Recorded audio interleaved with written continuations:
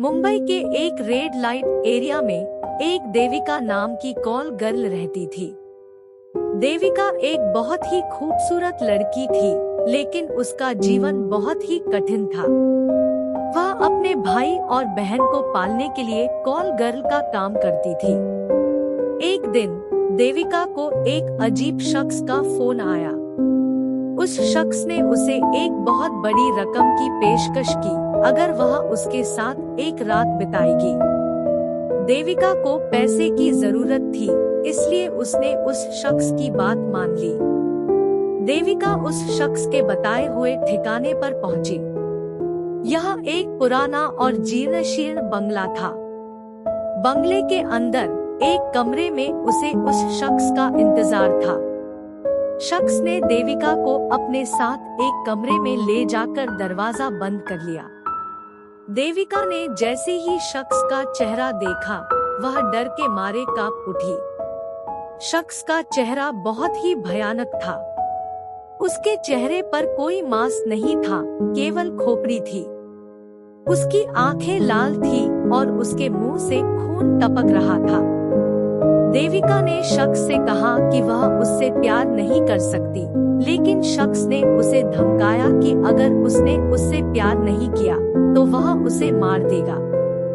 देविका के पास कोई चारा नहीं था, इसलिए वह शख्स के साथ रही।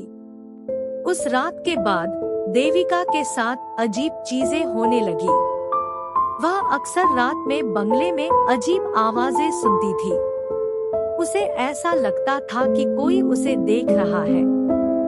एक दिन देविका ने एक कमरे में एक काला साया देखा। साया देखकर देविका की डर के मारे चीख निकल गई।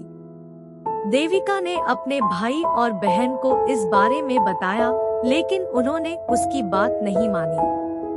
उन्होंने कहा कि देविका को वहम हो रहा है। एक दिन देविका एक कमरे में मरी पाई गई। उसकी लाश बहुत ही बुरी तरह से क्षत-विक्षत थी। पुलिस ने इस मामले की जांच की, लेकिन उन्हें कोई सुराग नहीं मिला। लोग कहते हैं कि देविका की आत्मा उस बंगले में भटकती है। अगर आप उस बंगले के पास से गुजरेंगे, तो आपको भी देविका की आत्मा दिखाई दे सकती है। एक दिन देविका के भाई और बहन उस बंगले में गए। उन्हें अपनी बहन की याद बहुत आती थी। वे देविका की आत्मा को देखना चाहते थे।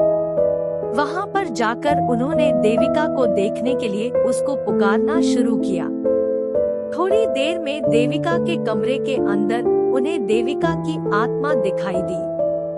देविका की आत्मा ने उन्हें बताया कि उसे किसने मारा। देविका की आत्मा ने कहा कि उसे उस शख्स ने मारा था जिसके साथ उसने उस रात प्यार किया था। उस शख्स का असली नाम विक्रांत था। विक्रांत एक बहुत ही खतरनाक अपराधी था। वह कई लोगों की हत्या कर चुका था। देविका के भाई और बहन ने विक्रांत को ढूंढ निकाला और उसे मार डाला। विक्रांत की मौत के बाद देविका की आत्मा को शांति मिली।